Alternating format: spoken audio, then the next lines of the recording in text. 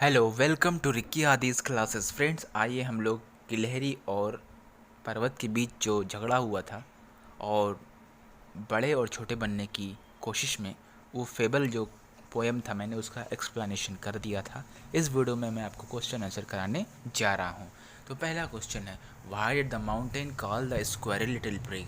Mountain ने squirrel को little prig यानी तुच्छ प्राणी क्यों बोला? तो आंसर होगा, the mountain called the squirrel little prig because the mountain is too big in compared to the squirrel.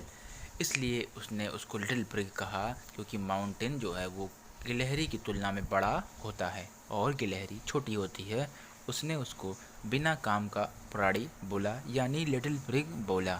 Second question देखते हैं। According to the squirrel, what does it take to make up a sphere?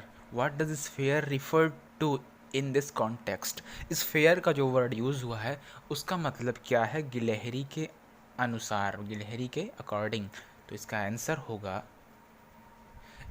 sphere refers here the nature and creatures living in this earth।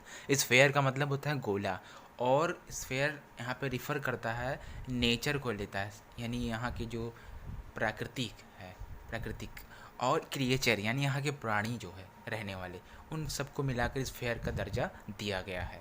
और वो इसलिए ऐसा कहती है, वह कहती है कि वेदर इट इज़ सुपीरियर और इन्फीरियर, इस पृथ्वी पर रहने वाले जितने भी प्राणी हैं, जीव जंतु हैं, वो चाहे छोटे हो या बड़े हों, इन्फीरियर हों या सुपीरियर हों, all depend upon one another, सभी एक दूसरे पर निर्भर रहते हैं। And all sort of things and weather make up a year and sphere, और इस पृथ्वी पर सभी जलवायु, सभी प्रकृति और सभी छोटे बड़े लोग मिलकर ही इस पृथ्वी पर रहते हैं। तो इसका मतलब यहाँ स्फेयर का ये था, कोई भी इन्फीरियर और कोई भी सुपीरियर नहीं होता है, सबका एक दूसरे से वर्क पड़ता है। तो थर्ड क्वेश्चन देखते हैं। What compliment did the squirrel pay to the mountain? गिलहरी ने माउंटेन में क्या तारीफ निकाली, क्या तारीफ की? तो इसका आंसर है, the squirrel paid a back handed compliment to the mountain because the mountain has a pretty squirrel track. Squirrel ने बिना रुके जो माउंटेन की तारीफ़ की, क्योंकि माउंटेन जो है वो बहुत ही प्रेटी स्क्वायरल ट्रैक बनाता है, गिलहरियों के रहने की एक जगह है वो, तो इसलिए उसने इसकी तारीफ़ कर दी। And a beautiful place for a squirrel to roam, और बहुत सुंदर जगह है, वहाँ पे गिलहरी रोम कर सकती है, टहल सकती है, खेल सकती है। तो इस को लेकर गिलहरी ने माउंटेन की तारीफ़ की कि तुम बहुत अच्छा प्रेटी स्क्वायरल ट्रैक बनाते हो, रास्ता बनाते हो गिलहरियों के लिए। अगला क्वेश्चन है, what are the two differences that the squirrel draws between itself and the mountain? ऐसे दो अंतर कौन से हैं जो इस गिलहरी बताती है अपने आप में और पर्वत में? दो कौन कौन से फ़र्क हैं दोनों में जो ना कि माउंटेन कर सकता है और ना ही वो गिलहरी कर सकती है? यानी माउंटेन का वर्क गिलहरी नहीं कर सकती और गिलहरी का वर्क माउंटेन नहीं कर सकता। वो दो डिफरेंस कौन कौन से हैं? तो इसका आंसर आइए देखते हैं।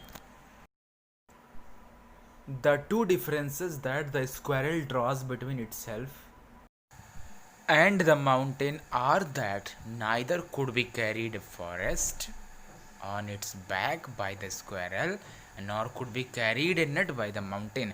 दोनों में ये फ़र्क है, ना ही जो है स्क्वायर पीठ पर पहाड़ को ढो सकती है, ना ले जा सकती है, और ना ही पहाड़ जो है वो एक अखरोट को क्रैक कर सकता है। ये दोनों में ऐसे डिफरेंस थे जो दोनों एक दूसरे पे बताते थे।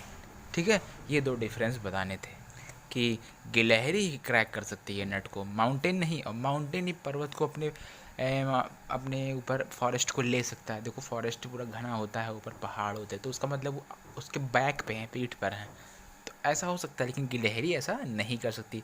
बट गिलहरी के नट को क्रैक भी पर्वत नहीं कर सकता। ओके, नेक्स्ट देखते हैं। अप्रिशिएशन के भी क्वेश्चन, कुछ अप्रिशिएशन का एक क्वेश्चन करा दे रहा हूँ।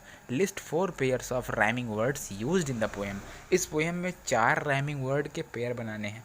तो इसका मैंने आंसर लिख दिया था, squirrel rhymes with quarrel, little prig rhymes with big, 2 हो गए, track rhymes with back. Okay, ear rhymes with sphere. So see you in the next video. Till then, bye.